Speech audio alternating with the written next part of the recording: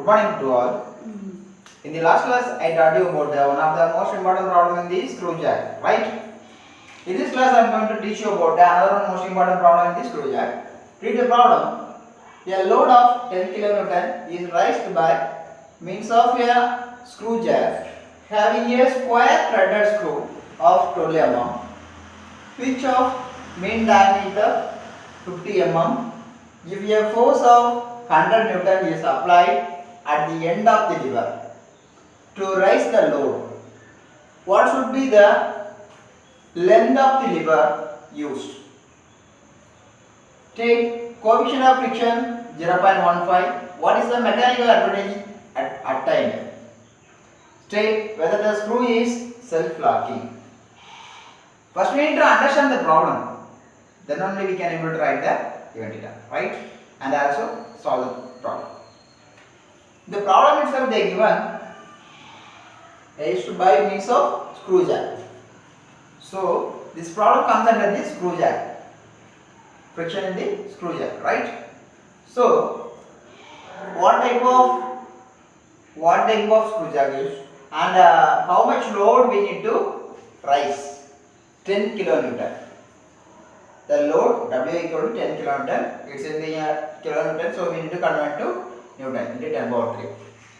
And it has a square threaded screw 12 mm pitch. So pitch value will be 12 mm and mean diameter 50 mm. And if a force of 100 Newton is applied at the end of the lever, lever 100 kilonewton, 100 Newton load is applied. So that is P1, capital P1. And to raise the load, what should be the length of the lever?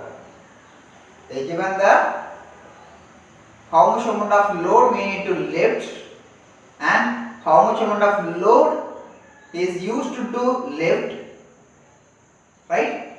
But we need to identify the length of the lever. How much amount of the length of the lever, right? Length of the lever we need to find.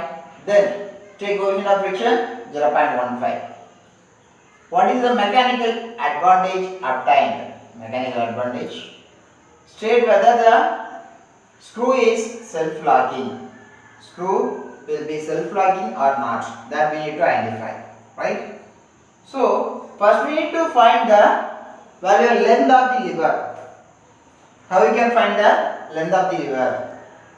We can find the length of the lever with the help of torque formula. Right?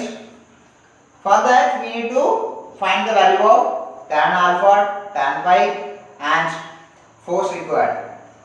Right? First I am going to find the value of tan alpha equal to P by pi d.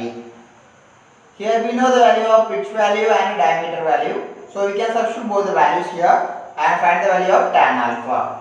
The value will be 0.0764. After finding the value of tan alpha, we need to find the value of force required at the circumference of the screw to raise the load. The formula will be P equal to W into tan of alpha plus pi. Here we need to simplify that formula. Tan alpha plus beta formula will be tan alpha plus tan alpha plus pi formula will be tan alpha plus tan pi divided by 1 minus tan alpha tan pi, right? Here we can substitute all the values. And find the value of force required. That means force required, otherwise effort required, right? The value will be P equal to 2290 Newton, right? After finding the value of force required, we need to find the value of torque required to overcome the friction. It is similar to previous problem only. Torque required to overcome the friction equal to P into D by 2. We can substitute the value 2290 into 50 divided by 2. Finally we get the value of torque required. 57250 Newton mm. 57250 Newton mm, right? After finding the value of torque required to overcome the friction, we need to find the value of torque applied at the end of the lever. Torque applied at the end of the lever, right? What's the formula? T equal to P1 into L. Why we are substituting this means, here they given the load applied at the end of the lever. Load applied at the end of the lever condition, right? That's why we are substituting that value, right? From this we can find the value of length of the lever. We can find the value of length of the lever. Finally, we get the length of the lever value will be 572.5 mm. 572.5 mm, right?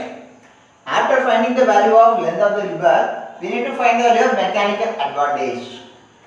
Mechanical advantage. What's the mechanical advantage formula? W per P1.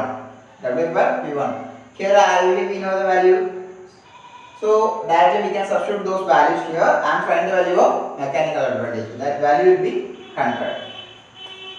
After finding the value of mechanical advantage, we need to find the value of whether the screw will be self-locking or not. Whether the screw will be self-locking or not. That we need to find.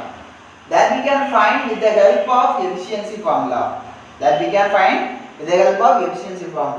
The formula will be tan alpha by tan of alpha plus pi. Right? Already we know the expansion for tan of alpha plus pi formula. The formula will be tan alpha plus tan pi divided by 1 minus tan alpha tan pi, right? So we can substitute that formula here and simplify that. Finally we got the equation tan alpha of 1 minus tan alpha tan pi divided by tan alpha plus tan pi, right? Here we know all the value tan alpha tan pi value, right? So we can substitute those values here and find the value of efficiency. The efficiency value will be 33.35%, right? The efficiency value is less than 50%. The efficiency value will be less than 50%. So the screw will be a self-locking screw, right? Why means if the efficiency value will be greater than 50% means it will not self-lock, right? So we need to consider that condition, right? In the next class I will teach you about another topic. Thank you.